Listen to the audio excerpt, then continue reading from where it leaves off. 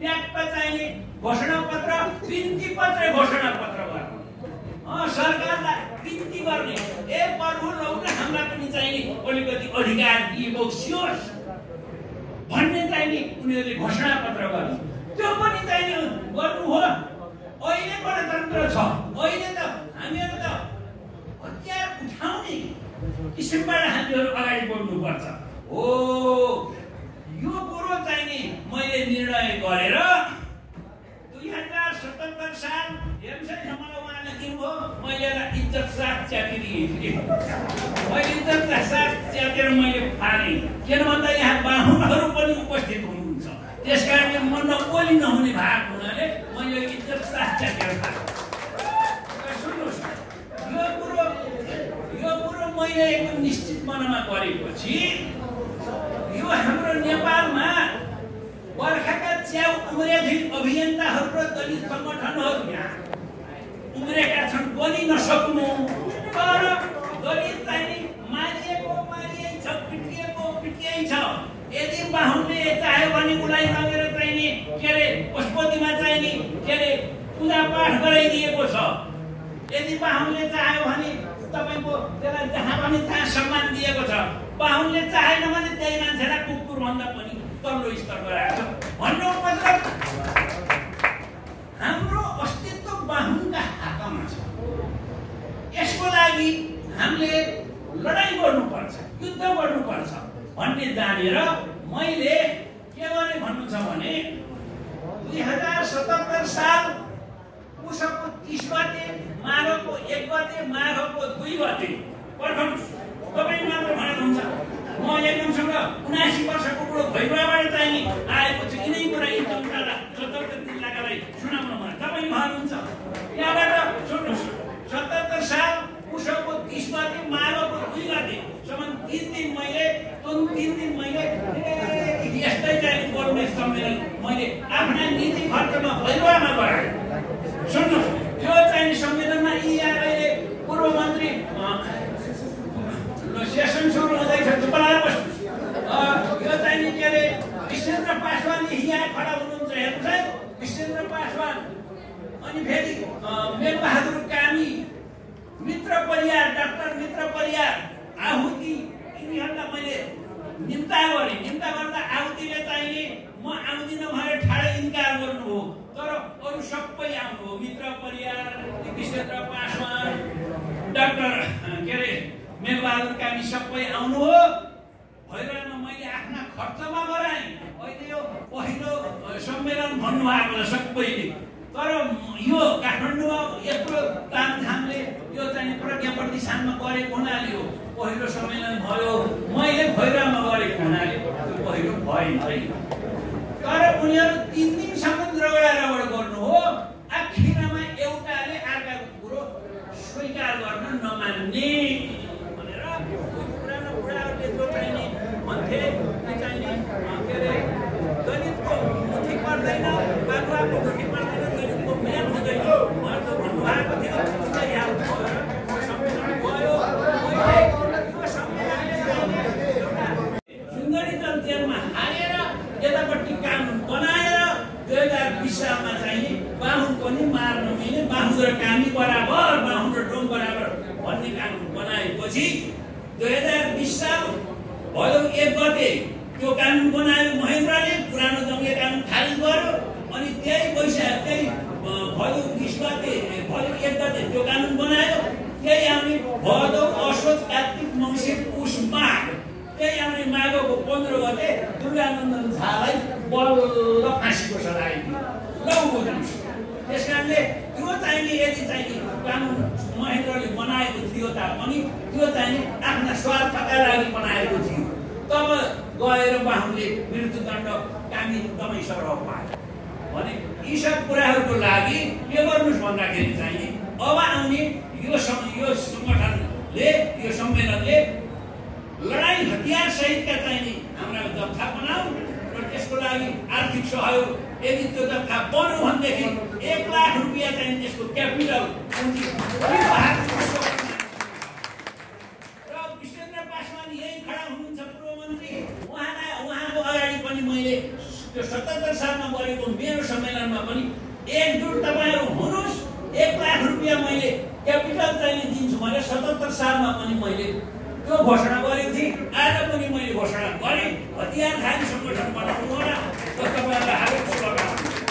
हामी बीचमा दलित मुक्ति आन्दोलनमा जस्ता खालका दुविधाहरू छन्, जस्तै राजनीतिक मुद्दाको वर्गीय मुद्दा हो कि होइन, आत्मसम्मानको मुद्दाहरू, दलित शब्द राख्ने कि नराख्ने होइन, सामुदायिक मोडेल के होला, कुन मोडेलमा जाने, प्राथमिकताहरू के होला, यसको सिद्धान्त खालको कस्तो होला होइन, राष्ट्रिय र अन्तर्राष्ट्रिय परिवेशहरू दक्षिण एसियामा यो चाहिँ अहिलेको दलित मुक्ति आन्दोलनको सामाजिक न्यायको आन्दोलनको कस्तो खालको चाहिँ प्र्याक्टिसहरू छ, कसले हामीलाई सहयोग गर्छ, कसले हामीलाई चाहिँ अप्ठ्यारो पार्छ, ती कुराहरू चाहिँ हामीले विश्लेषण गर्छौँ यो 3 दिनसम्म।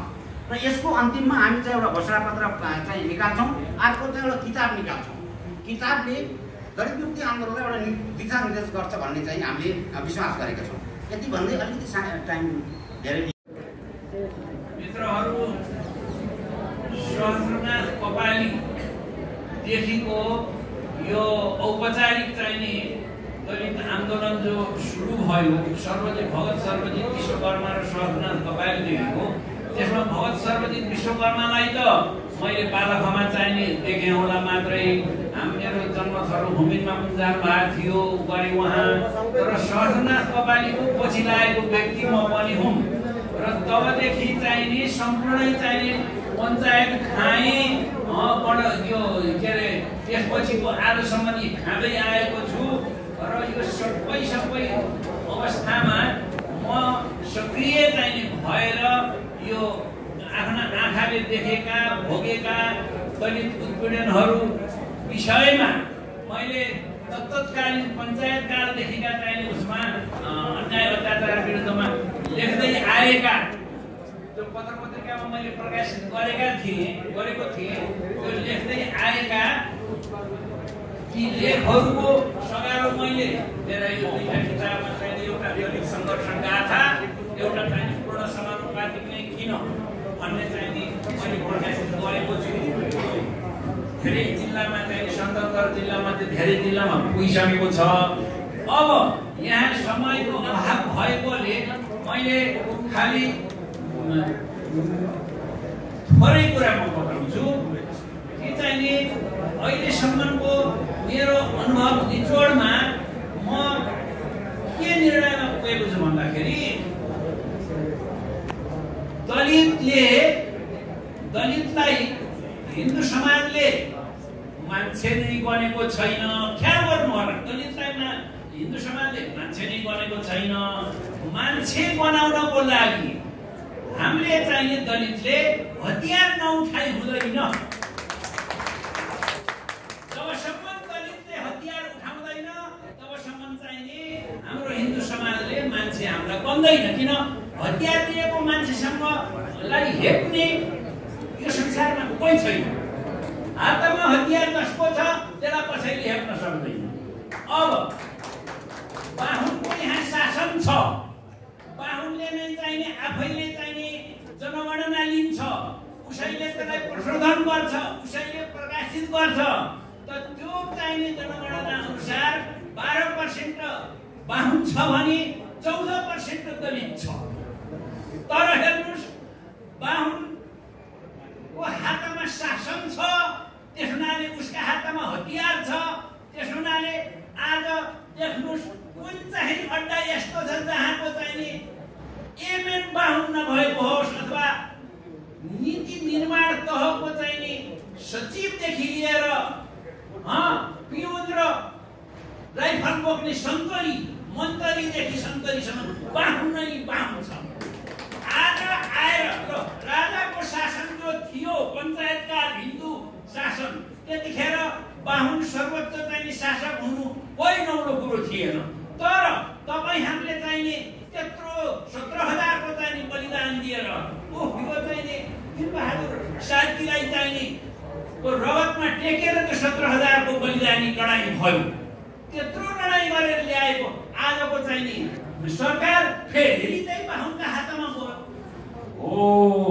अब यो बाहुनबाट हाम्रो अधिकार देला भनेर तपाईँ हामीले चिताउनु बेकार छ।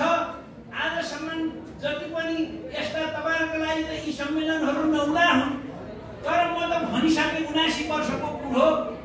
अर्घनाथ कपाली र हिरोलाल विश्वकर्मा टिआर विश्वकर्मा आदि इत्यादिका पालादेखिका यस्ता सम्मेलन त कति गरियो र त्यो सम्पूर्ण सम्मेलनले लास्टमा चाहिँ दिनभरि करायो त छिडा हरायो केही पनि नगरेर त्यो घाँसफुस भएको छ। दलितको प्रतिनिधित्व कहीँ कतै देखिएको नहुनाले यो दलितहरूको उन्मुक्ति नपाउनुको एउटा मूल कारण रहेछ। किनकि यहाँ दलित अधिकार कर्मी साथीहरू यहाँ उपस्थित हुनुहुन्छ। यहाँ एउटा नारा दिएको छ दलित खै भनेर। कुनै अभियन्ताले एउटा दलित खैको नारा लिएर एउटा अभियान चलाइराख्नु भएको छ। मैले भन्दैछु, मैले व्यक्तिगत आफ्नो हिसाबले दलित खै नभन्नुहोस्, दलितको भोट खै भनेर नारा दिनुहोस्। हाम्रो दलितको भोट कहाँ छ, कुन ठाउँमा छ? हाम्रो दलितको नभन्नु, आदिवासी जनजाति पिछला समुदायको सबै समुदायको भोटलाई कसरी अगाडि तानेर आफ्नो समुदायको प्रतिनिधित्व गराउनलाई बहुजन समाजको नारा दिएर पुरै जात जाति टुक्रा टुक्रा धर्म लिङ्ग परिवर्तन गरेर बहुजनको नाम दिएर अब संसदमा पुग्यो भने यो देशलाई पुरै परिवर्तनको साथ हामीले अगाडि बढाउन सक्छौँ भन्ने कुरामा बढी विश्वास छु। किनकि बाबा साहेब अम्बेडकरले भन्नुभएको छ हाम्रो दलितको मुक्ति भनेको अम्बेडकरवादी विचारधारा हो। अम्बेडकरको बिना दलितको मुक्ति हुन सम्भव छैन भन्ने कुरामा अहिले पनि मैले विश्वास छु। तपाईहरूलाई पनि मैले भन्दैछु, एउटा दलितको नारा मैले एउटा सुन्दाखेरि दलितको पहिचान कसरी हुन्छ भन्ने एउटा पनि विषय राखेको छ। तर मैले भन्दैछु दलितको कुरा नगरौ, पुरै बहुजन समाजको कुरा गरौ। पुरा बहुजन समाजको एउटा नारा राख्नुहोस्, बहुजन शब्द प्रयोग गर्नुहोस् अनि जय भीमको अभिवादन गर्नुहोस्। जय भीम भन्ने बित्तिकै हाम्रो समाजको आदिवासी जनजाति पिछला वर्गको जो नूतन मुक्ति हुन्छ जय भीमको नाराले हुन्छ। अरू कुनै नाराले सम्भव हुने छैन। जय भीमको नाराले हाम्रो समाज एकत्रित हुन्छ। एकत्रित भएपछि हाम्रो समाज यो देशमा एउटा ठुलो रूपमा, ठुलो शक्तिको रूपमा आउनेछ भन्ने विश्वासको साथ मैले आफ्नो विचारलाई अन्त गर्दैछु। साथी भनेर यसो हाई हेलो नमस्कार गर्ने, फोटो खिचाउने जाने हैन, त्यो पनि छौँ हामी। अर्को भनेको साँच्चीकै हामीले हिंसा भोगेको, म अपाङ्गता भएको कारणले, म कामी तमाई सार्की दलित भएको कारणले, म तेस्रो लिङ्गी या ट्रान्सजेन्डर भएको कारणले, म मुसलमान भएको कारणले, म आदिवासी जनजाति भएको कारणले विभेद छ नि त।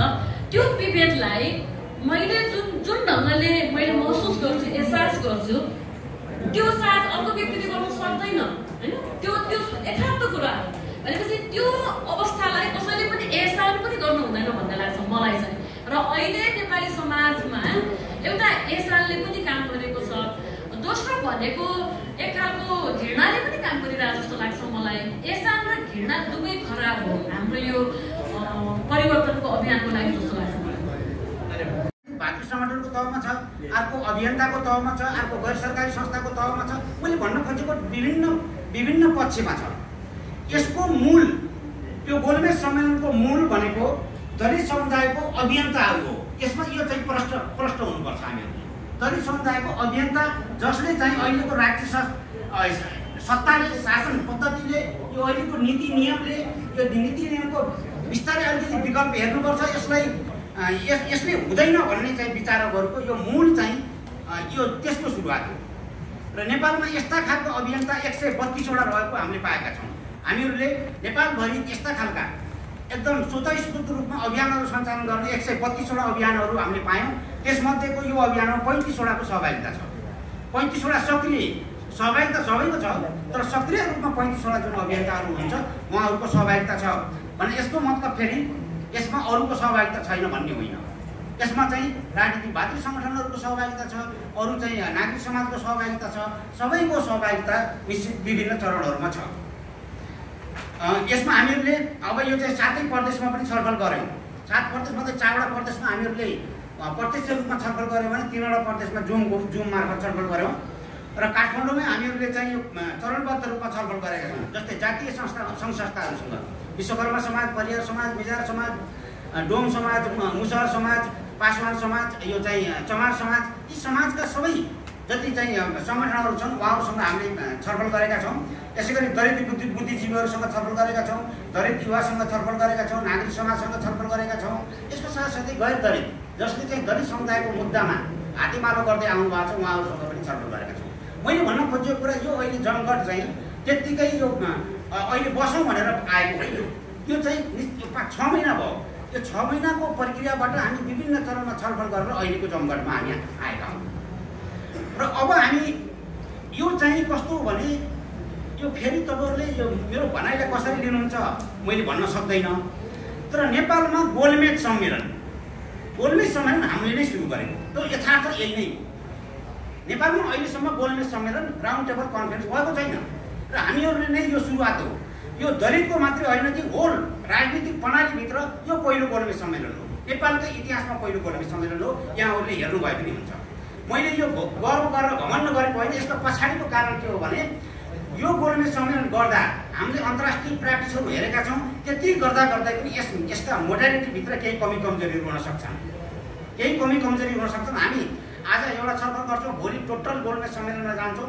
त्यही भएर यो मोडालिटीमा तलमाथि भइदियो भने पनि साथीहरूले त्यही हिसाबले नै लिनुहुन भन्ने चाहिँ हाम्रो अनुरोध छ। किनभने हामी सबै जिम्मेवार हो, हामी सबै विचारक हो, हामी सबै मिलेर दलित मुक्ति आन्दोलनको एउटा नयाँ बाटो दिने हो। त्यो हिसाबले यसलाई त्यही हिसाबले नै लिनुहुन्छ भन्ने जस्तो लाग्छ।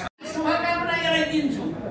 यदि यसले यो 3 दिनको तालिम कार्यक्रमले हतियारधारी सङ्गठन जुझारु सङ्गठन गठन गर्यो र हामीहरूलाई जसरी माओवादीले 40 बुँदे माग सरकारलाई पेश गरेर अल्टिमेटम दिएर गाउँको साथको फागुन 1 गतेदेखि तब जसरी हतियार चलायो माओवादीले, ठिक त्यसै गरी हामीले पनि यहाँबाट चाहिँ एउटा हाम्रो माग सरकारमा हाम्रो माग हुनुपर्छ। जसको जति सङ्ख्या भारी उसको उति नै सरकारमा हिस्सेदार। जो चाहिँ अघि चाहिने यहाँ पहिचानवादी मोर्चाका केन्द्रीय अध्यक्षले पनि त्यो कुरा भन्नुभएको थियो। अनि मेरा पुराना मित्र चाहिँ केशव सूर्यवंशी यो मगरले पनि चाहिँ यो कुरा भन्नुभएको थियो। हो, यो कुरा हुनुपर्छ। हाम्रो 12% अनि 12% भाग पाउनुपर्छ। हामी 14% नै बाहुनले भन्दा 2% भाग पाउनुपर्छ। केमा भन्दा सरकारमा। सबभन्दा पहिला चाहिँ हामी सरकारमा काबिज हुनुपर्छ। सरकारमा काबिज हामी भयौँ भनेदेखि हामीलाई चाहिँ छुवाछुत गर्ने हिम्मत कसैले गर्दैन। किन हतियार दिएको व्यक्तिलाई कसैले चाहिँ हेला गर्न सक्दैन। त्यसपछि तब पनि छुवाछुत गर्छ भने हामीले त्यसलाई सरकारबाट दमन गर्न सक्छौँ। अहिले त देख्नुहोस् त, तपाईँ हाम्रो कुनै पनि तपाईँ हामी प्रति कुनै पनि अन्याय हुन्छ भनेदेखि चाहिँ नि सरकारले दर्तै गर्दैन। अस्ति भर्खर यो चाहिँ मरि डोमको चाहिँ नि छज्जा चाहिँ नि भत्कायो। 3 फुट जमिन चाहिँ नि डोजरले उखालेर अपवित्र हुन्छ भनेर हाल्यो। तर त्यो गर्ने प्रधान पञ्चलाई खै त चाहिँ सरकारले जेल हालेको।